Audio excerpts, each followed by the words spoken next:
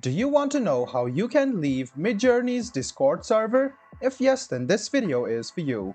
Hello and welcome to Tech AI. It's your host back again with yet another interesting tutorial video. In this video, I'm going to teach you how you can leave Midjourney's Discord server.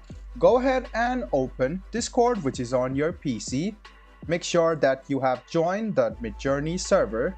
Now, to leave the server, go ahead and right-click on your mouse on the Midjourney server and you can see Leave Server over here. Go ahead and click Leave Server and you can see it asks you, are you sure you want to leave Midjourney? You won't be able to rejoin this server unless you are re-invited. So if you are sure to leave Midjourney server, go ahead and click Leave Server. So after clicking this, you can notice that you have been left out or you have been out of the Midjourney server.